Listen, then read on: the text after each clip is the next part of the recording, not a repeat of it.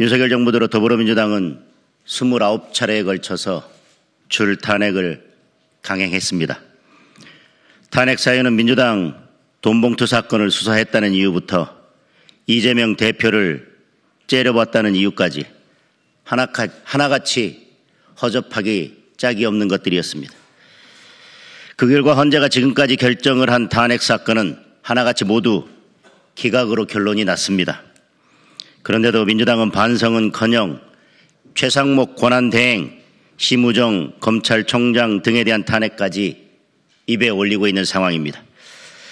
그래서 저는 29번의 탄핵 소추에 얼마의 예산이 쓰였는지, 어떤 변호사를 대리인으로 선임했는지, 어떤 조건으로 수임료를 지불했는지 이런 자료 제출을 요구했습니다.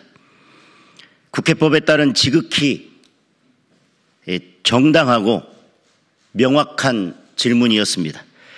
하지만 국회 사무처와 법제사법위원회는 무엇이 캥기는지 답변을 미루다가 연도별 집행액 수준의 뜬구름 잡는 수치만 제출했습니다. 민주당은 탄핵을 강행할 때마다 정당한 탄핵이라고 강조해 왔습니다. 그렇다면 국회 사무처는 무엇이 두려워서 세부 내역을 공개하지 않는지 도무지 알 수가 없습니다.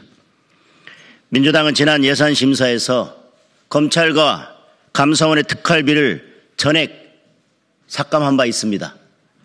검찰과 감사원이 특활비 사용 내역에 세부 내역까지 제출했음에도 불구하고 민주당의 입맛에 맞지 않는다는 이유로 특활비를 영원으로 만들지 않았습니까? 그런데 왜 민주당 출신의 의장과 사무총장이 있는 국회 사무처는 소추 대리인 선임 비용 내역을 제출하지 않는 것입니까? 지난주 제출된 자료를 보면 윤석열 정부 출범 이후 국회가 탄핵 심판에 사용한 예산은 총 4억 6천만 원이나 됩니다. 도대체 무엇 때문에 이렇게 많은 혈세가 낭비되고 있는지 국민들은 알 권리가 있습니다. 게다가 지금껏 친야 성향의 변호사들을 선임해서 일감을 몰아주고 탄핵 심판에 영향을 미쳐왔던 것은 아닌지 의심되는 상황입니다. 일례로 윤석열 대통령 탄핵 심판의 국회 측 변호인단에는 정계선 헌법재판관 남편이 사실상 대표 변호사로 있는 공감 소속 김희수 변호사가 포함되어 있어서 탄핵 심판 왜곡에 대한 우려가 제기되고 있습니다.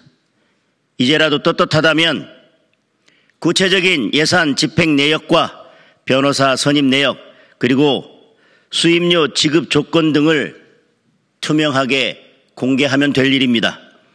민주당 출신이 사무총장을 맡고 있다고 해서 국회 사무처가 민주당과 이재명 대표의 눈치를 보느라 국민의 등 돌리는 일은 없기를 바랍니다. 국회 사무처가 충실한 답변을 내놓기를 다시 한번 촉구합니다.